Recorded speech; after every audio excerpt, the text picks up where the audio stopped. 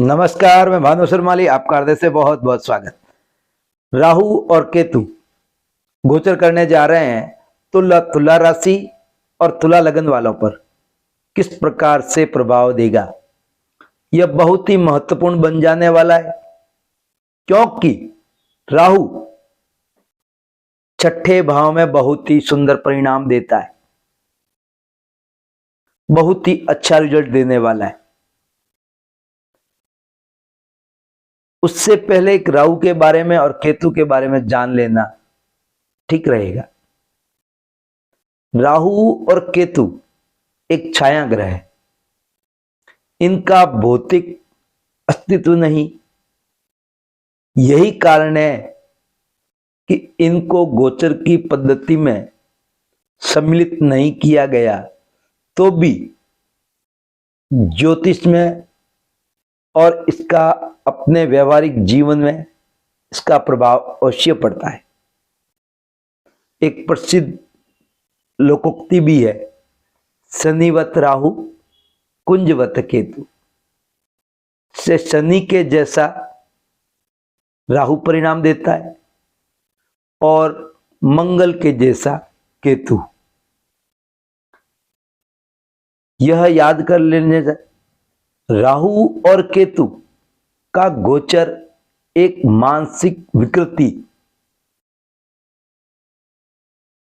शरीर, स्वास्थ्य, जीवन के लिए अनिष्टकारक परिणाम भी देता है, वहां बहुत ही सुंदर परिणाम भी देता है। विशेषतया जब जन्म कुंडली में राहु और केतु पर शनि, मंगल और सूर्य का प्रभाव हो, तो वहां न केवल बल्कि एक पाप, क्रूर ग्रहों का भी प्रभाव साथ में डालते हैं। राहु केतु की पूर्ण दृष्टि नवम और पंचम एक देवगुरु बृहस्पति की भांति चतुर तो रही ही है, तब तो देवताओं की पंक्ति में लग करके अमृत पान किया।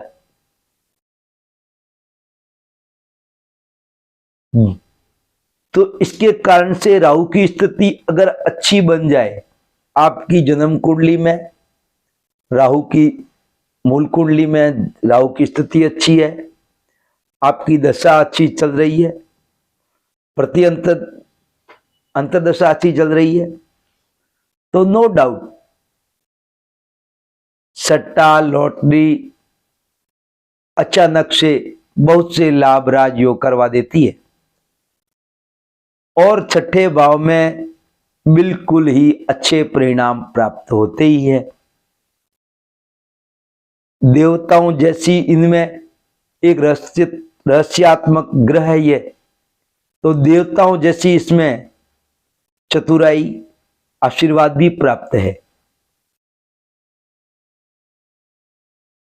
अब छठे घर की हम बात करें तो वहां पर वहां रोग, ऋण, शत्रु का विचार किया जाता है, वहां कंपटीशन का भी विचार किया जाता है, प्रतियोगिता का भी। तो वहां जो व्यक्ति इस क्षेत्र में, प्रतियोगिता क्षेत्र में लगे हुए हैं, नौकरी की तलाश में है, रोजगार की तलाश में है, तो यहां आपको बड़े ही सुखद परिणाम आप प्राप्त कर लेंगे। सबसे फर्स्ट पंक्ति में आप होंगे। आपकी चतुराई, आपकी बुद्धि कौशल, यहां विवेक का आप सुंदर परिणाम प्राप्त कर लेंगे। ऐसी मान्यता है कि नैसंगिक पापी ग्रह उपचय भाव में शुभ फल देते हैं। उपचय भाव जो कि पंचम का धन भाव, भाग्येश का धन भाव और लगन का धन भाव, त्रिकोण के धन भावों को उपचय कहा गया है। तो यहां पर पापी ग्रह बैठ जाए तो सुखद परिणाम प्राप्त होते हैं। छठे भाव में राहु आपको सुफल देने में पूर्ण सक्षम रहेगा। आप अपने आत्म कॉन्फिडेंस तैयार रहें। छठे भाव में शत्रु का विचार किया जाता है, तो जब राहु या छठे भाव में होगा तब जातक को अनेक छुपे हुए शत्रु होते हैं, शत्रुओं से परेशान रहता है।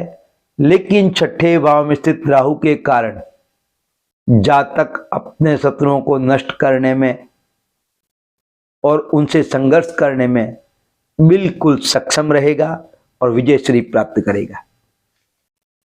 छठे भाव से हम रोग का विचार करते हैं, तो रोग स्वास्थ्य संबंधी भी रोग है और ऋण संबंधी भी एक प्रकार का रोग ही है, तो वहां पर भी आपको सुखद परिणाम प्राप्त होंगे।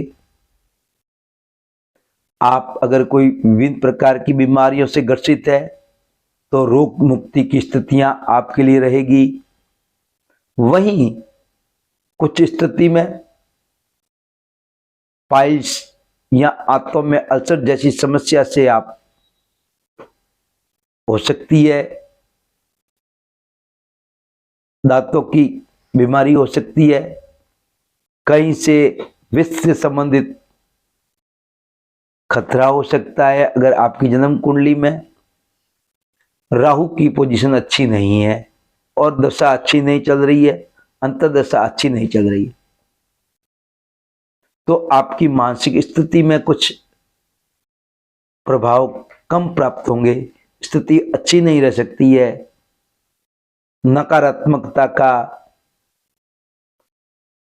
भूत प्रेत इनसे संबंधित आप भ्रम उत्पन्न कर लेंगे, ऐसी ऊर्जा आपके अंदर आ सकती है।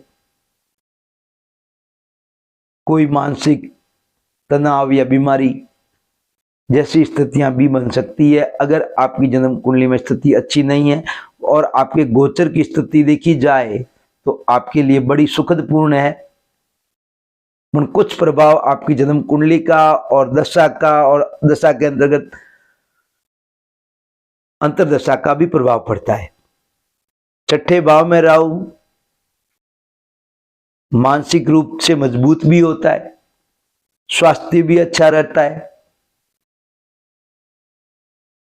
यहां शुरुआत में कुछ आपको संघर्ष के बाद में सफलताएं, धन वैभव संपदा बढ़ सकती है।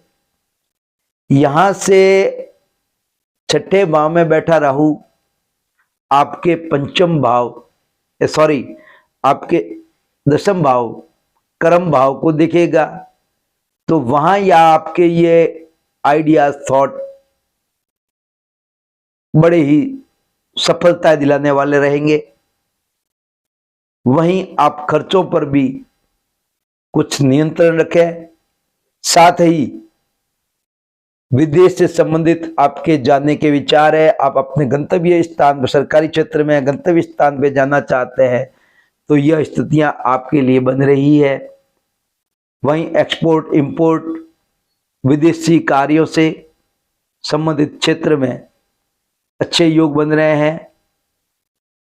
वहीं कुछ नवीनता के साथ व्यापार में वृद्धि के योग कर सकता हूं, या ऐसा कर सकता हूं कि कोई भूमि भवन संबंधित कुछ नया होने की स्थितियां भी बन रही है। परिवार में भी आप अपनी बुद्धि कौशल से, तालमेल से आप वहां भी संबंध अच्छे बना देंगे। चलाचल संपत्ति के भी योग बन रहे हैं। वहीं केतु आपके द्वादश भाव में होने से कुछ संभल कर रहे हैं, जो भी कार्य कर रहे हैं धन के खर्च से संबंधित, तो वहां आपको सोच समझकर करना चाहिए। वहीं सुख के संसाधन बढ़ेंगे, वहीं माता से कुछ संबंध खराब हो सकते हैं ब्रह्म की स्थितियों के कारण। वहीं शत्रुओं पर विजय मैंने पहले भी कह चुका हूं। वहीं गुप्त क्षेत्रों से लाभ की स्थितियां भी बनेगी। यह मैंने जो गोचर तैयार किया है मेरा स्वयं का अनुभव है और मैं इसको पूर्णता से जो मैंने बातें बताई है आप एक बार और सुनकर देखिए। नो डाउट 18 माह तक ये स्थितियां आप पर रहने वाली है, इसलिए आप अपने कार्य क्षेत्र में लग जाएं। यहां आपको सुखद परिणामों की स्थितियां बनेगी, उसका लाभ आपको लेना चाहिए। जो मैंने बातें बताई है उस संबंधित क्षेत्रों से लाभ की स्थितियां बनती है, क्योंकि राहु एक छाया ग्रह है। राहु शनि का परिणाम देता, शनि जैसा। वहीं केतु मंगल जैसा परिणाम देता है, एक ऊर्जा वाला देता है। वहीं राहु जिस भाव में बैठता है तो उस भाव से संबंधित परिणाम, साथ ही उनको कौन कौन देख रहा है, जो हमारे ऋषि मुनियों ने बनाया है। जहां आप बैठते हैं, अपने घर पर बैठते हैं, तो बड़े प्रसन्नचित सुख का अनुभव करेंगे। वहीं मित्र के वहां बैठेंगे तो भी सुख का अनुभव करेंगे। वहीं आप शत्रु के वहां जाएंगे तो आपकी मानसिक स्थितियां अलग हो जाएगी। वहीं आपको किसके प्रभाव में है वो भी इफेक्ट करेगा। जब आपको कोई बड़ा पदाधिकारी उनका आशीर्वाद आप पर बने तो आप अपने कार्य क्षेत्र में उत्साहपूर्वक कार्य कर पाएंगे। वहीं कोई अड़चन वाला व्यक्ति आपके ऊपर रहे तो आप अपना खुल करके कार्य नहीं कर पाते। उसी तरीके से ग्रह भी ऐसे ही काम करते हैं। जो मैंने स्थितियां बताई उस स्थितियों का ख्याल रखते हुए आप अपने कार्य क्षेत्र में लग जाए, अच्छी सफलताएं का योग बन रहे हैं। मेरा यह कार्यक्रम आपको अच्छा लगा हो तो लाइक, सब्सक्राइब, शेयर अवश्य करिएगा और कैसा लगा इसका कमेंट में मेरे को अवश्य बताइएगा। मैं आगे के लिए आपके सम्मुख जल्दी आऊं। नमस्कार। स्वस्थ रहें, मस्त रहें, प्रसन्न रहें।